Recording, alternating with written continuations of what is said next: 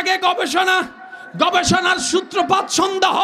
রব্বে করিম বললেন লা রাইব, লা রাইব। আরে ভুল তো ধরবি দূরের কথা, সন্দেহ করেও কুল কিনারা খুঁজে পাবি না। আমি চাই না আমার কিতাব সবাই পড়ুক, তারাই পড়ুক যারা বিশ্বাস করবে। বলেন সুবহানাল্লাহ। এবার আসেন আমার যুবক ভাইরা, প্রস্তুত থাকবেন, একটু আওয়াজটা দিবেন। এই পৃথিবীর বুকে যতগুলা সাবজেক্ট আছে, সবচাইতে একটা দামি সাবজেক্টের মধ্যে অন্যতম একটা সাবজেক্টের নাম হচ্ছে সায়েন্স। যুবকরা তো কথা বলে না। ডাক্তার হতে চান, সায়েন্স নিয়ে যেতে হবে। ইঞ্জিনিয়ার হতে চান, সায়েন্স নিয়ে যেতে হবে।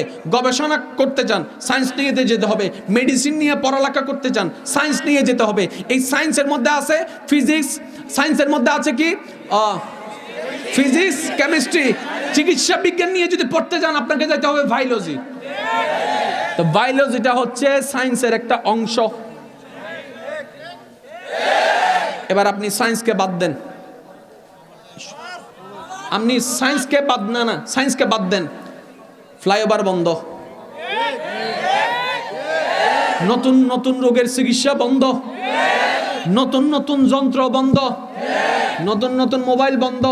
তাহলে আপনারাই বলেন যুবক ভাইরা, এই পৃথিবীতে চলার জন্য যতগুলা বিষয় আছে, তার মধ্যে একটা বড় জায়গা দখল করে আছে কি? আরো জোরে। যেমন এই মহাকাশ গবেষণা, সায়েন্স, নাসা। আরো জোরে।